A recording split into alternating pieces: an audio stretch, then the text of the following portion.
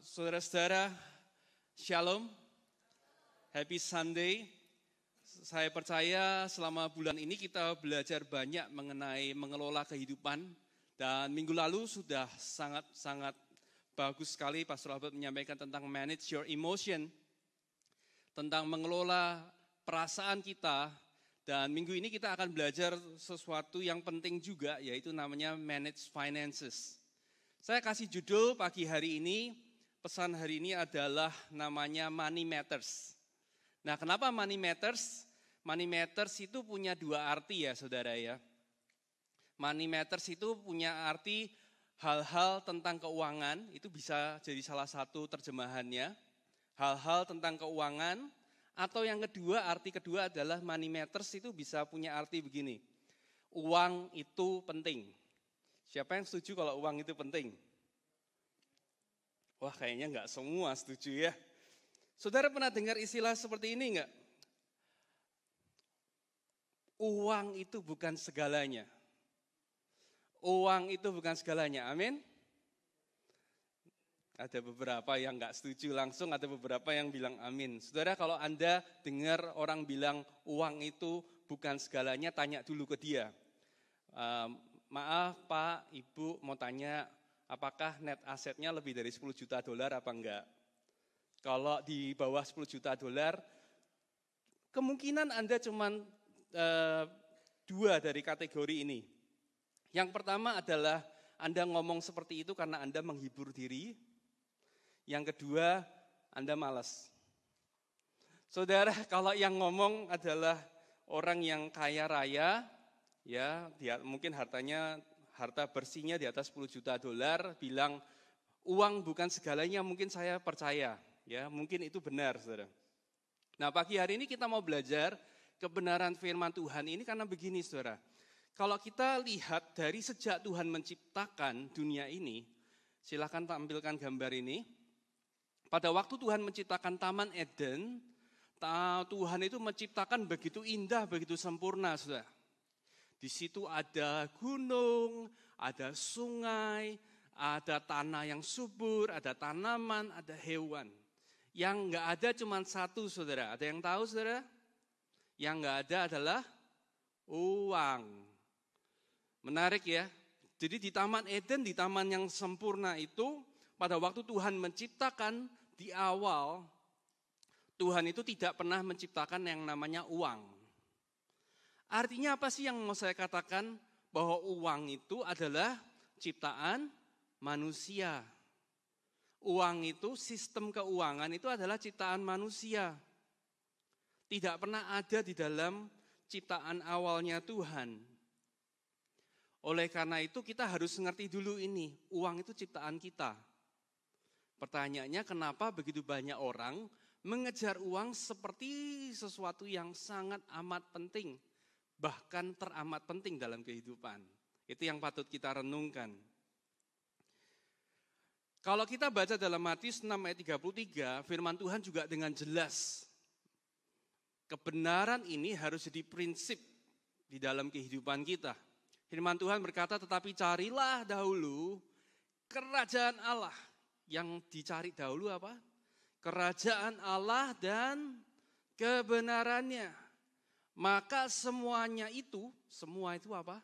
Termasuk semua, ya semua, itu akan ditambahkan kepadamu. Jadi firman Tuhan mengajarkan kepada kita yang jadi prioritas utama adalah kerajaan Allah dan kebenarannya. Nah, saudara, kalau kita bicara soal kerajaan Allah, itu bukan ngomongin soal ibadah hari Minggu saja, bukan ngomongin soal gereja, bukan ngomongin soal aktivitas rohani, itu namanya, itu kita salah definisi, saudara. Kerajaan Allah itu artinya membiarkan pemerintahannya atau caranya Tuhan itu yang mendominasi dalam kehidupan kita. Itu namanya kerajaan Tuhan. Jadi saya mau katakan bahwa ibadah itu bukan urusan hari. Dengarkan, ibadah itu bukan urusan hari, tetapi urusan hati. Ibadah itu bukan tentang hari Minggu, saudara. Tapi ibadah itu bicara mengenai sikap hati kita, bagaimana apakah kita ini mengizinkan Tuhan itu berdaulat dalam kehidupan kita atau tidak.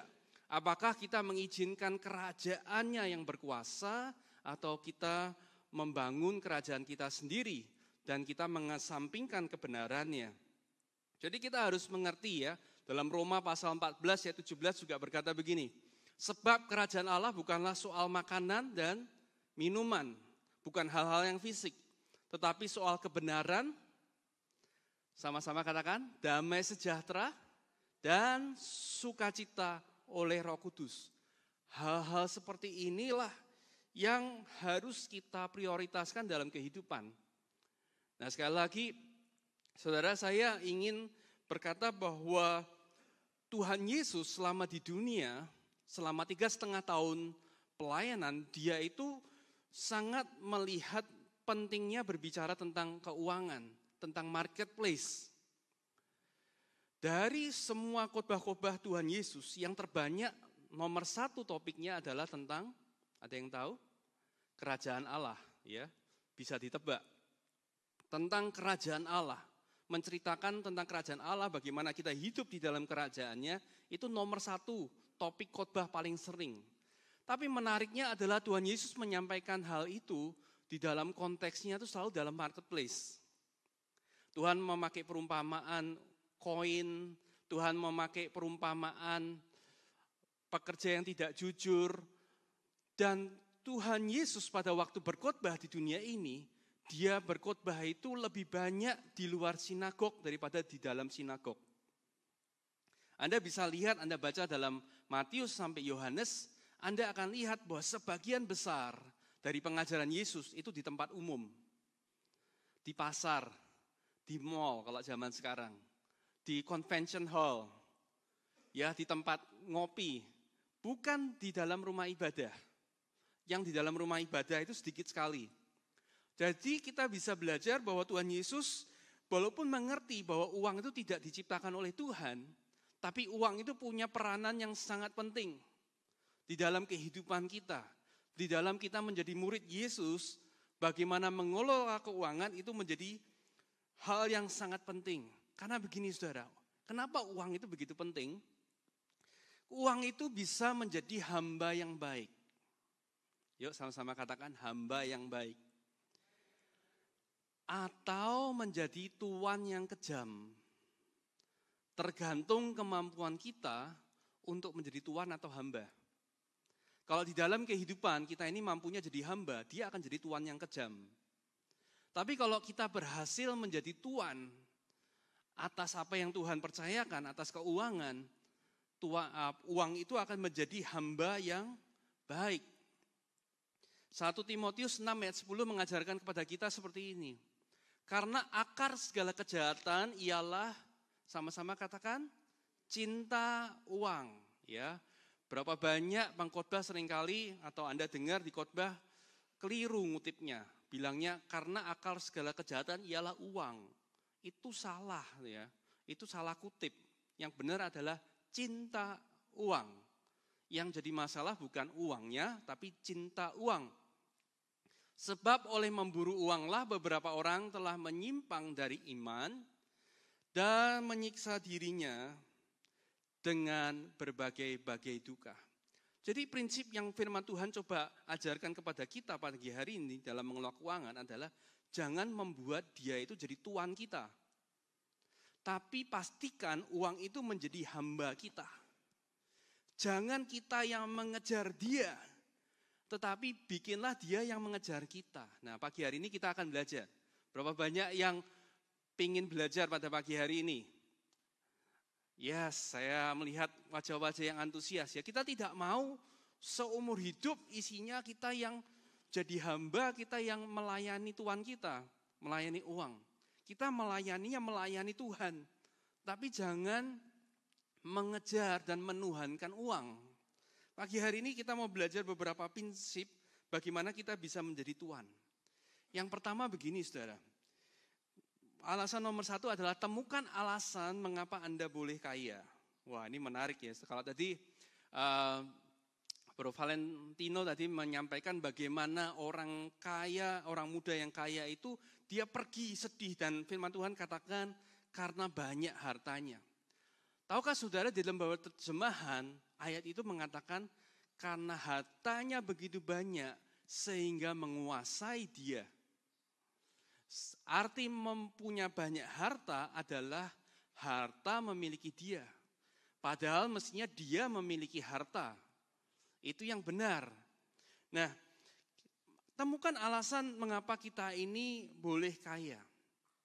Saya percaya begini, tadi 1 Timotius 6 ayat 10 berkata bahwa banyak orang yang cinta uang itu akan jatuh dalam berbagai-bagai kejahatan, berbagai-bagai penderitaan. Nah saudara, kita memang tidak boleh ngebet pengen kaya saudara.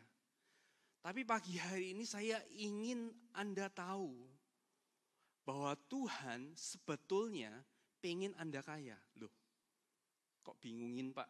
Saya nggak boleh kaya, nggak boleh pengen kaya, tapi Tuhan sebetulnya pengen Anda kaya. Nah, kita akan mengerti kalau kita mengerti alasannya. Apa sih kalau ditanya alasan Anda ingin memiliki harta benda atau uang yang banyak, mengelola uang yang banyak?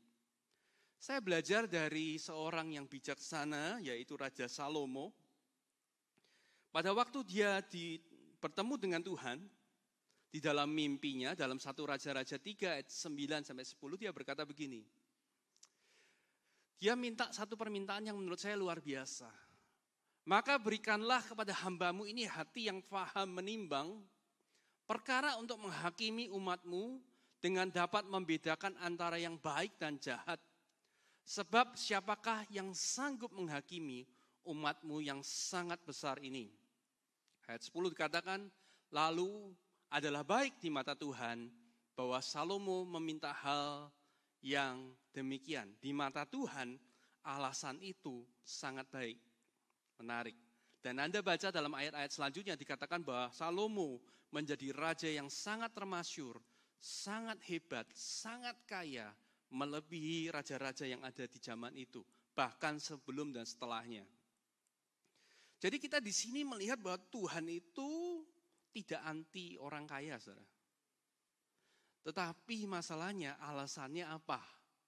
Itu loh, alasannya apa gitu loh. Salomo dia berkata, aku minta diberi hikmat supaya aku ini punya hati yang paham untuk memerintah, untuk mengadili.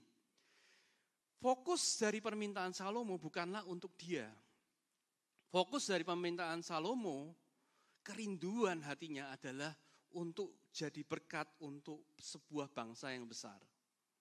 Nah ini saudara, kalau Anda ditanya apa alasan Anda ingin jadi kaya, saya kasih kisi-kisi ya kalau Anda ditanya sama Tuhan.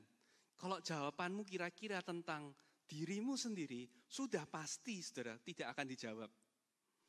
Tapi kalau jawaban dari kita ini punya rencana dan maksud Tuhan yang besar untuk kerajaannya, pasti dijawab saudara. Saya ingin bagi saudara, mau share sebuah gambar ini. Saya merekomendasikan pakai banget film ini saudara. Berapa banyak yang pernah dengar nama film ini? Namanya Schindler's List. Ini film bagus banget ya. Film bagus banget tahun 92 apa 93 nggak salah. 1 tahun sebelum film Jurassic Park keluar, dikeluarkan oleh sutradara yang sama yaitu Steven Spielberg. Terkenal sekali dan menang Oscar banyak banget. Lucunya adalah, tolong ditampilkan terus. Lucunya adalah film ini dilarang di Indonesia. Dilarang di Indonesia. Bahkan kalau saya tadi coba buka di Netflix, saya coba cari film ini, kalau nonton Netflix di negara lain ada, tapi begitu Indonesia hilang, saudara. Nggak ada film ini. Kenapa? Karena film ini bukan hanya dilarang di Indonesia, tetapi di semua negara-negara yang paspornya warna hijau. Ya, kira-kira kenapa? Semua negara yang paspornya warna hijau pasti melarang film ini. Ini punya kisah yang menarik tentang seorang yang namanya Oskar Schindler, saudara. Seorang Jerman. Settingnya di Perang Dunia Kedua. Saya pada waktu nonton film ini pertama saya tidak begitu ngerti pesannya. Tapi begitu sampai akhir saya nangis, saudara. Ya saya ulangi, setiap kali saya nonton ini, setiap kali saya nonton ini saya terharu, saya berkata gini, nah sekarang saya yakin kenapa saya harus kaya. Jadi saudara kalau Anda nggak yakin, lagi Anda nggak yakin ya, apakah Tuhan tuh pengen menakdirkan Anda menjadi kaya apa enggak, nonton film ini saudara. Nonton ending dari film ini Anda bisa cari di YouTube. Penggalan filmnya ada. Ya nonton film ini, di endingnya pasti Anda akan ngerti, oh ternyata Tuhan itu pengen saya kaya. Pasti. Kalau Anda dapat pesannya saudara ya. Kenapa? Ceritanya begini saudara. Dia adalah seorang bisnis, orang Jerman. Di Perang Dunia Kedua, pada waktu Hitler itu sedang naik. Saudara pernah tahu istilah Holocaust, di mana orang-orang Yahudi itu dibantai, jutaan banyaknya. Nah, Oskar Schindler ini adalah seorang pengusaha yang tadinya tuh orang yang oportunis. Tahu ya, oportunis, orang yang aji mumpung istilahnya ya. Orang-orang Yahudi itu sedang di dalam pemusnahan massal. Jadi dia bisa mendapatkan pekerja yang murah kalau dia itu mengambil orang Yahudi, saudara. Ngambil orang Yahudi dengan murah karena mereka terpaksa harus cari kerjaan. Kalau mereka nggak dapat kerjaan, mereka akan dikirim ke concentration camp dan mereka pasti mati di sana. Jadi untuk dapat tenaga kerja murah, dia ambil orang Yahudi. Tapi sampai akhirnya di dalam cerita itu hatinya dijamah Tuhan. Akhirnya justru malah dia itu memperjuangkan bagaimana usahanya itu bisa jadi besar. Pabriknya itu bisa jadi besar supaya bisa ngambil pekerja lebih banyak lagi. Mengambil pekerja, jadi semakin banyak karyawannya dia menyelamatkan semakin banyak orang. Sampai dia itu istilahnya menyogok perwira-perwira militer Nazi dengan ya upeti macam-macam, kasih cindera mata supaya pekerjanya ini tidak diciduk, tidak diambil ke concentration camp. Sehingga ceritanya ini dia berhasil menyelamatkan 1.100 orang Yahudi. Dan itu adalah kisah nyata, saudara. Jadi ini bukan fiksi, tapi ini adalah cerita beneran. Dan di akhir cerita itu pada waktu dia akan meninggalkan pabriknya, orang-orang Yahudi itu berbaris, saudara bisa lihat nanti di YouTube ya, berbaris gitu, wah kasih apresiasi, kasih cendera mata, terus dia dikasih cincin gitu ya, terus dia berkata, aduh buat apa cincin ini? Ini cincin dijual aja, biar ada tambahan ini bisa beli berapa? 2 orang? Ya jual aja buat 2 orang. Terus dia bilang, ini Pak mobilmu, udah aku enggak perlu Mercy, Mercy-nya dijual aja. Ini bisa dapat berapa orang lagi? Wah saudara, Anda nonton film itu, saya nonton film itu berkali-kali nangis, saudara. Jadi di sini kita belajar orang yang menyelamatkan itu punya sejarah besar. Sampai dikatakan di akhir film itu, tema dari pesan film itu dikatakan di dalam kutipan dalam kitab Talmud, dikatakan bahwa orang yang menyelamatkan seseorang adalah orang yang menyelamatkan seisi dunia. Kalau Anda menyelamatkan seseorang, itu Anda sedang menyelamatkan dunia. Nah itulah kenapa Oskar Schindler itu begitu sangat dihormati. Bahkan sampai sekarang termasuk menjadi pahlawan untuk orang-orang Yahudi. Jadi temukanlah alasan, saudara. Yang pertama harus dijawab dulu. Mengapa Anda ingin kaya? Kenapa Anda harus kaya? Saya akan skip ya beberapa poin karena pagi hari ini saya akan masuk langsung ke poin yang ketiga. Yang ketiga adalah belajar mengelola. Belajar mengelola. Lukas 16 ayat yang ke-10. Barang siapa setia dalam perkara-perkara kecil, ia setia juga dalam perkara-perkara besar. Dan barang siapa tidak benar dalam perkara-perkara kecil, ia tidak benar juga dalam perkara-perkara besar. Saudara, kemampuan kita mengelola akan sangat menentukan apakah Tuhan itu akan mempercayakan kepada kita finances atau keuangan.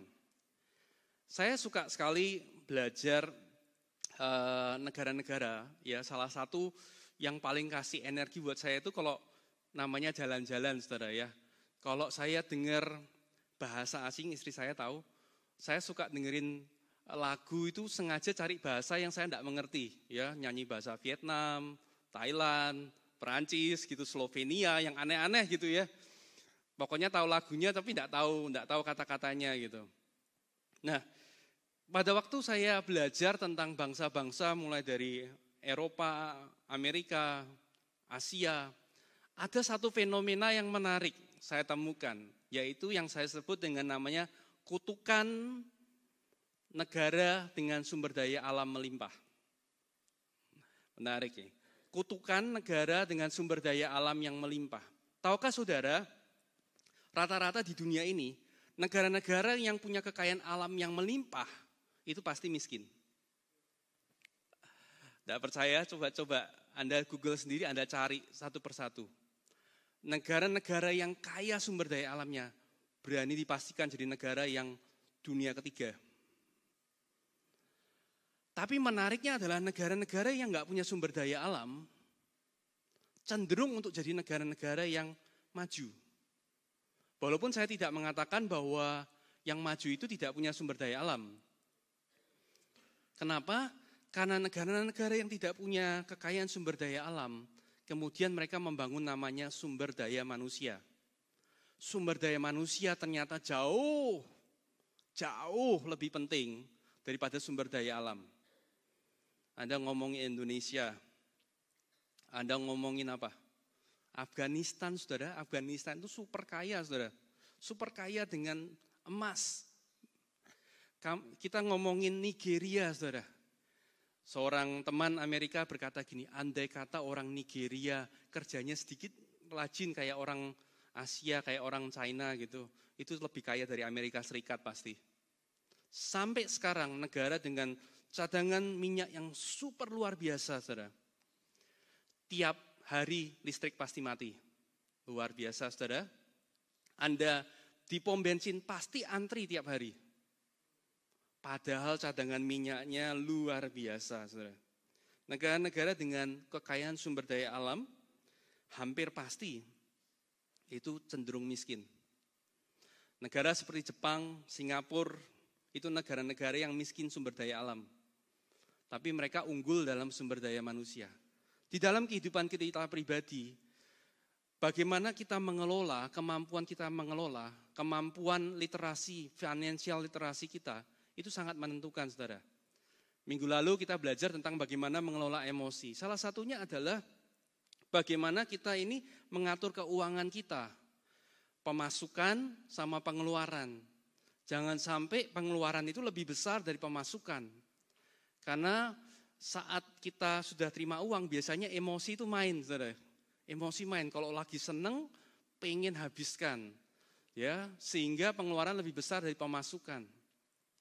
Pada waktu kita mengelola dengan benar, kita ngerti caranya, kita akan semakin dipercaya. Saudara, saya sarankan, saudara, yang pertama, ya prinsip pertama, Anda harus mengutamakan Tuhan pertama. Ya, dari setiap pengeluaran pertama, firman Tuhan katakan hasil pertama harus untuk Tuhan. Yang kedua adalah kita harus mengelola yang 90%-nya itu supaya tidak melebihi tidak melebihi pemasukan kita. Ya, belajar untuk mencukupkan diri. Banyak orang pas ya, tapi kalau kita belajar untuk menabung, apalagi kalau saudara mengerti investasi, itu akan sangat membantu, saudara. Orang-orang yang disurvei, orang-orang yang terkaya di dunia, itu mereka punya persamaan. Mereka itu punya investasi di 3 hal. 1 namanya saham, 2 namanya properti, yang ketiga ada namanya private equity, atau saham yang tidak terbuka, saham tertutup namanya.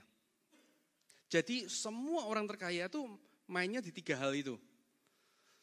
Artinya apa? Mereka itu istilahnya begini, saudara.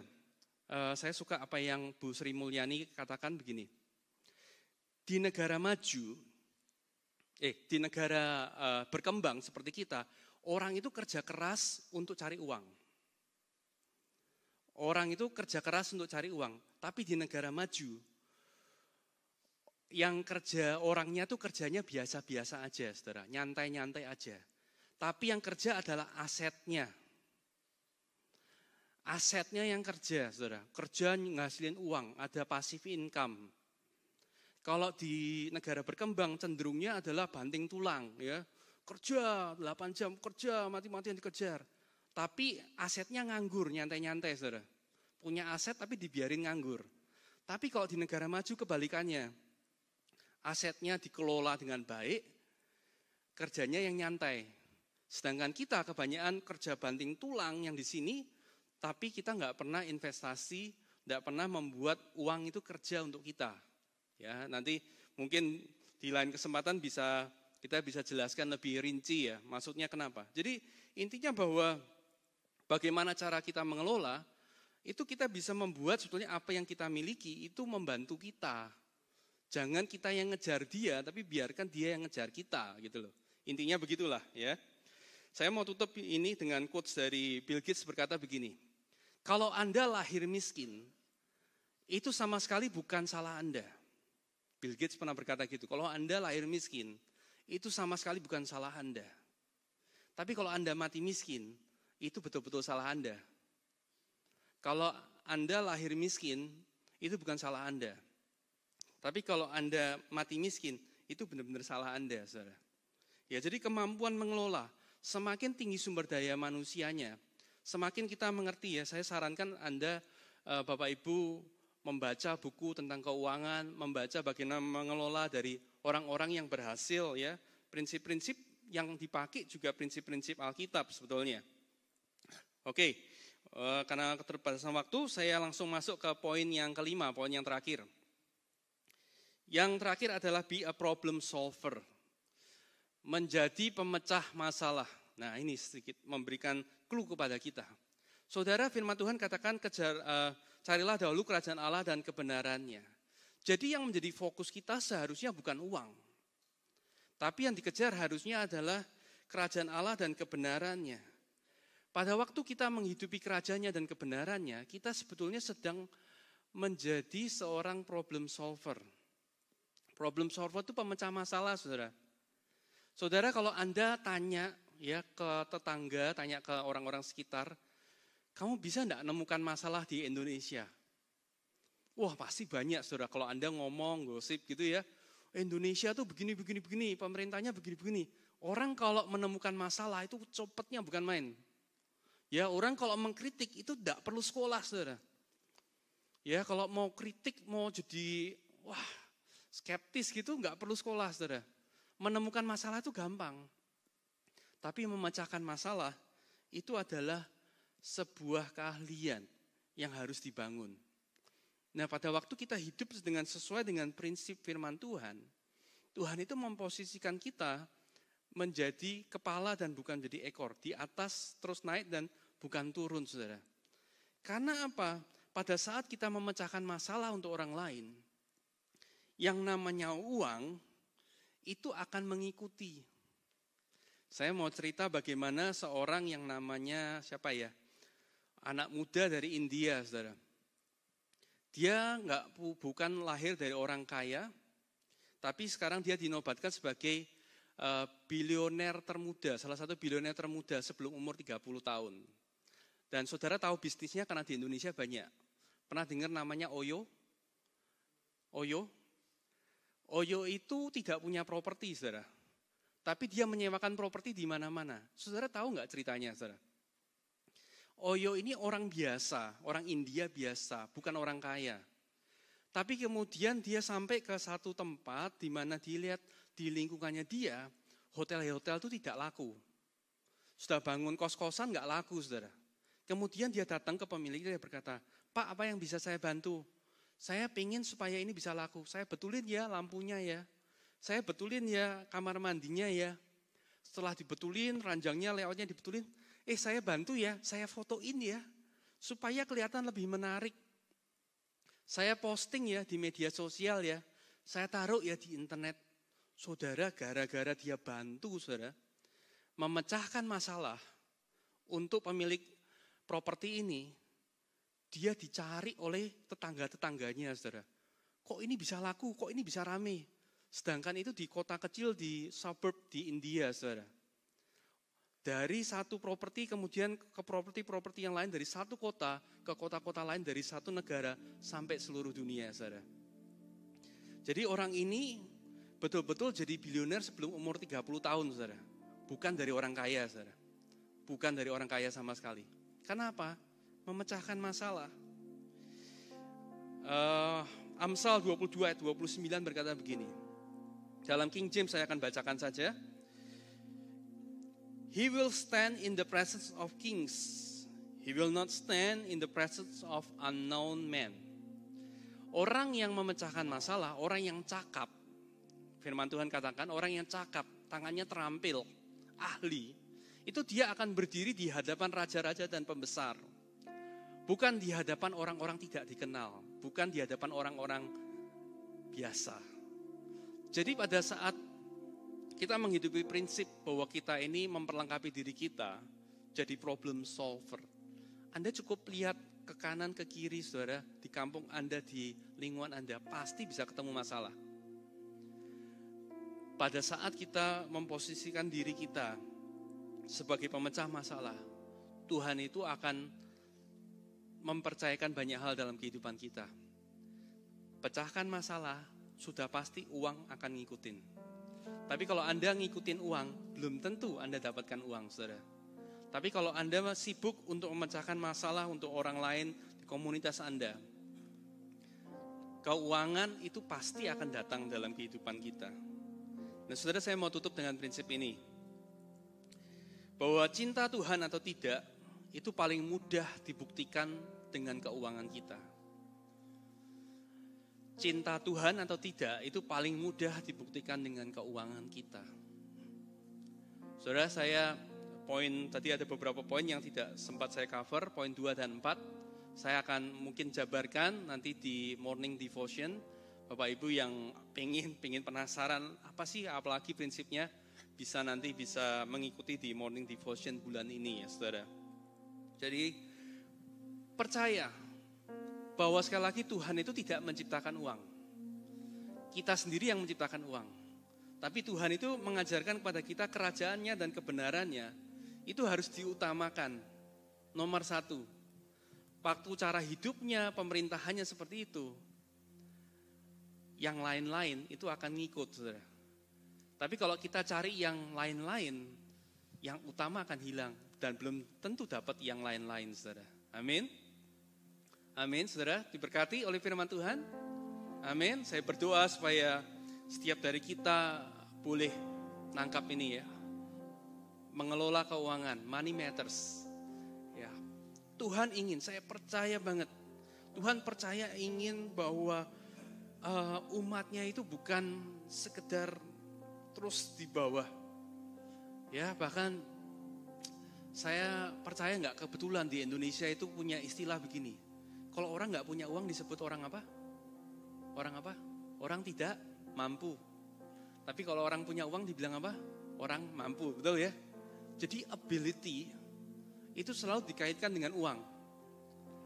Oleh karena itu saya percaya banget kalau kita mau bawa kerajaan dan kebenarannya ke seluruh dunia, memuridkan bangsa-bangsa, ini satu disiplin yang harus kita kuasai juga, saudara.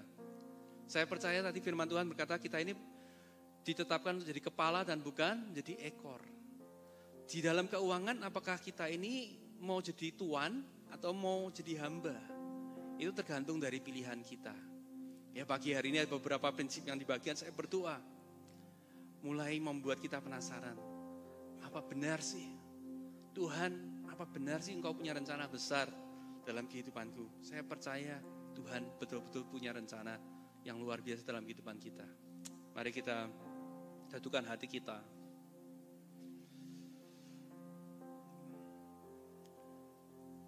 Mari kita buka hati kita di hadapan Tuhan. Selama ini, apakah kita sudah mengejar kerajaan dan kebenarannya menjadi hal yang nomor 1?